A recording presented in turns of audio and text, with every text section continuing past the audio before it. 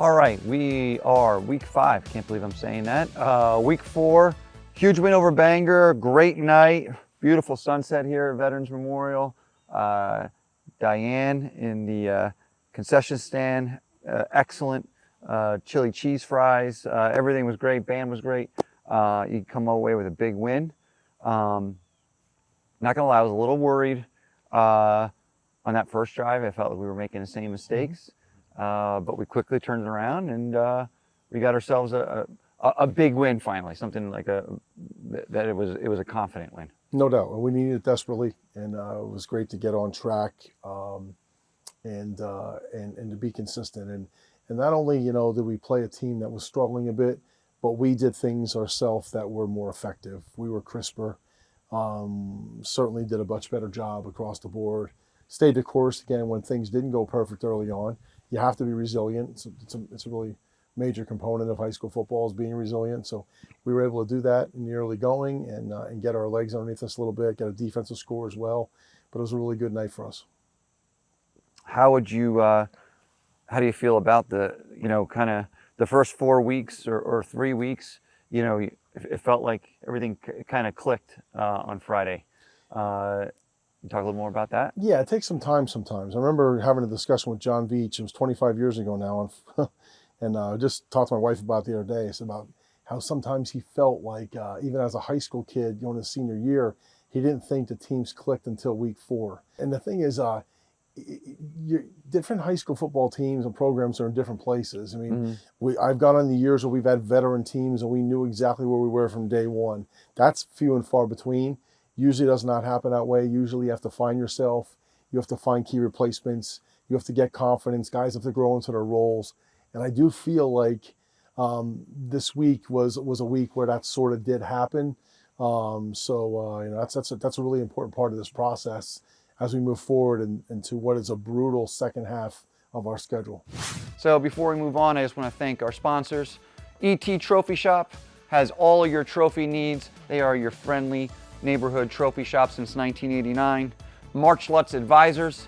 Make sure to give Darren a call with any of your financial planning concerns.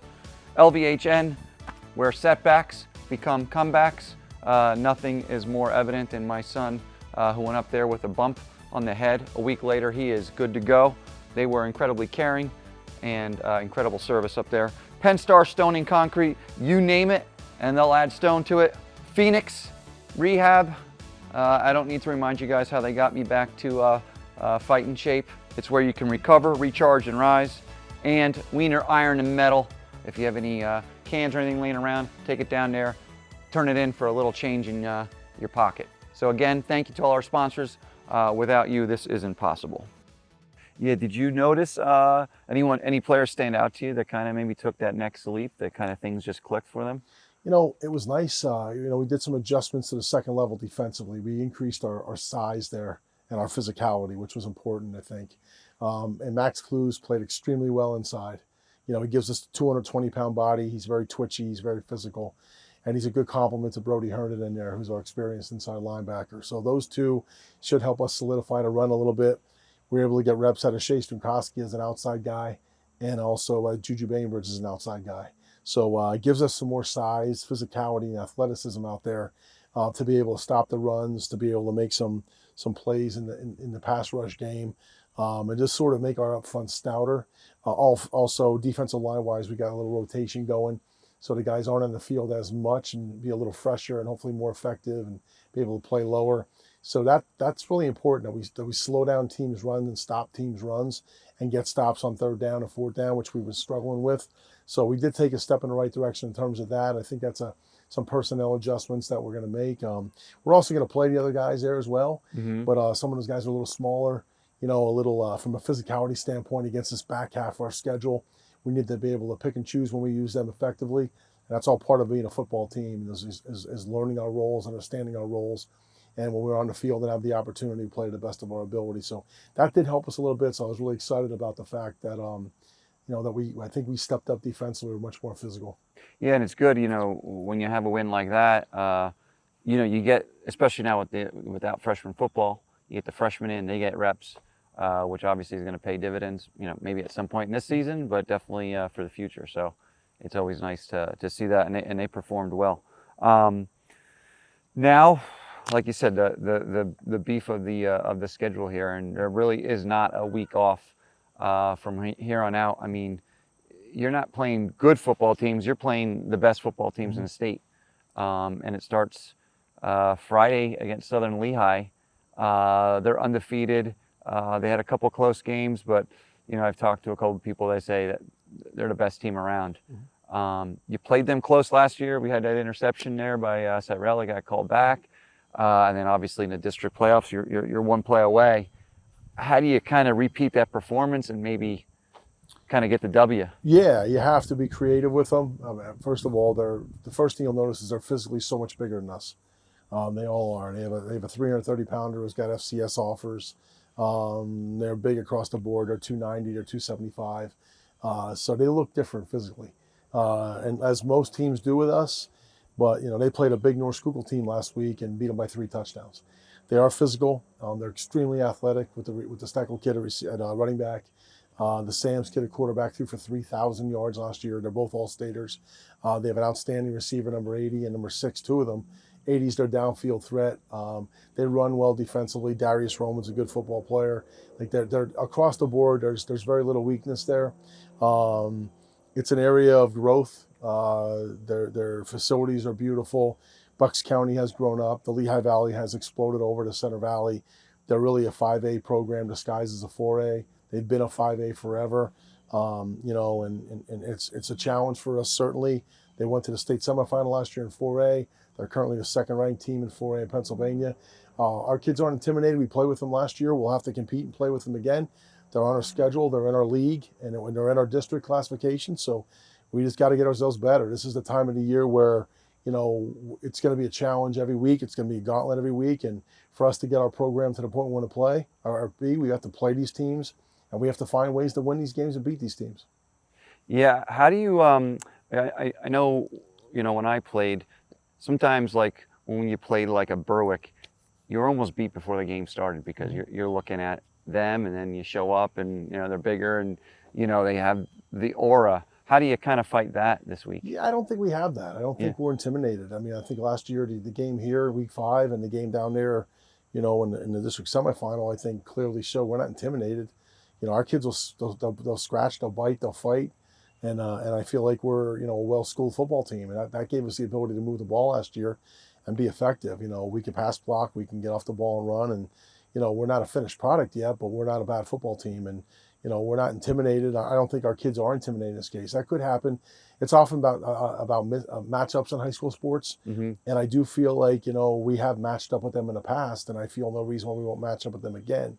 So and you have to get over that intimidation part too. I mean that's very real in all walks of life and every level of football.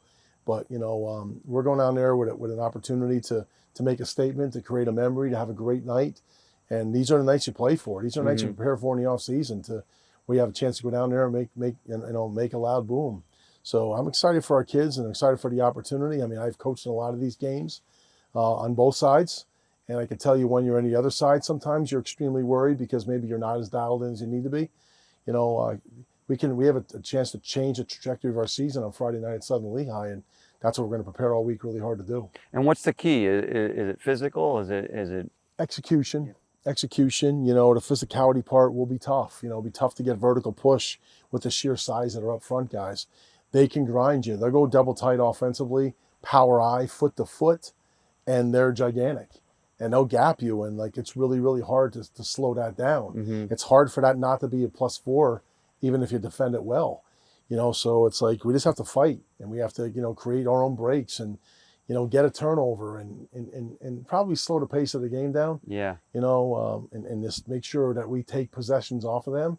If we could take a possession off of them each half and take a dozen snaps throughout the course of the game off them, certainly gives you a better opportunity. But, we're a good football team. We've played with them before in the same football field twice last year. And I have tough kids that are going to battle and compete, and they're going to prepare, and they're going to go down there with the expectation that Pottsville wins. We never go down there for moral victories. We won't do it. We haven't done it. We haven't won all our games, but our kids will battle and compete, and they've never quit. So this will be no exception this week. We'll be ready to play. Yeah, I know last year in the district game, I mean, Max Clues was a menace. And, you know, sometimes if he could pick up where he left off last year, that's contagious, you know. Every game's its own separate entity. We talk about it almost every week, you know. And this week is certainly a specific set of challenges, but, you know, it's 48 minutes on Friday night.